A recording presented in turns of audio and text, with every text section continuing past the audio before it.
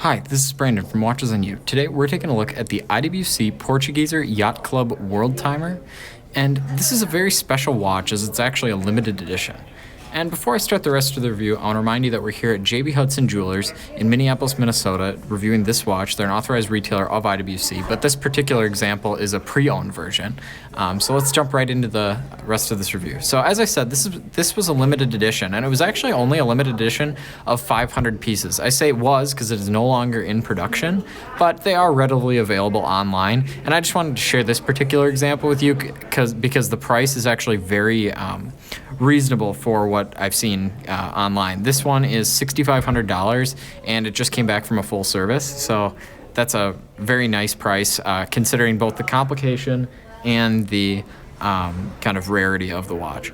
So now I'll go over the basic complications. So as I said, this is a world time, so the city wheel does not rotate like on a Patek Philippe. Just that 24-hour kind of day-night wheel is able to rotate in the middle, and that facilitates the world time function. So to kind of operate the world time function, what you need to do is you pull out the crown all the way, and as you saw, I can twist it around and that 24-hour wheel will move. One step in will do the jumping hours and the date, and that's very common among world times, especially ones, again, that don't have the movable city wheel. But it's still very useful. Again, it's the standard world time complication. So one of the more unique aspects of this watch is actually the case back, as it has the map of all of the time zones on the Earth. And typically an IWC like this would have a clear case back. I don't really know if I prefer having that or not having that, as IWC's movements are very well finished, but I also think that this is pretty cool as well.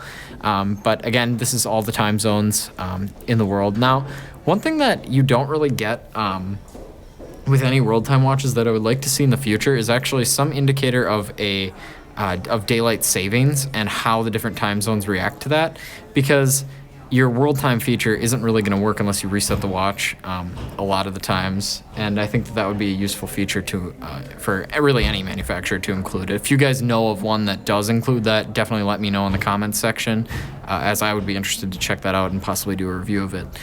So now I'll move on to the case aspects of this watch. So it's got a stainless steel case. It's 45.40 millimeters wide, which is kind of an odd measurement, but it is fairly large given that measurement, and I think it looks very nice. It's kind of the typical IWC sports watch case, really the typical yacht club case.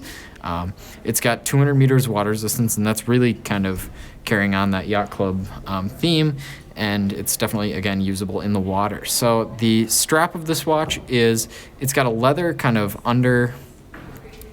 underpinning to it, which is what would actually contact your wrist, and that would be very resistant, again, to water kind of getting under there, and it's not going to absorb into the strap underneath.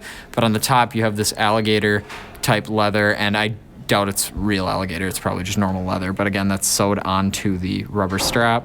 And given that this is a used watch, the strap is in very good condition. The clasp is again the typical IWC clasp, which is very well made. I would say probably second only to Rolex with regards to the quality of their clasps. I really like them, especially given that they're a deployant clasp. This is probably the best deployant clasp manufacturer that I have seen with regards to quality.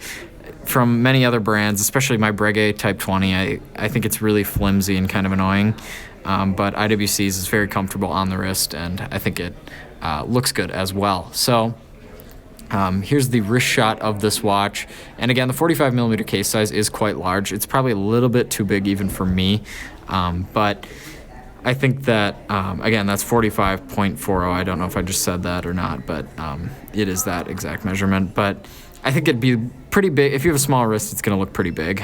So definitely keep that in mind.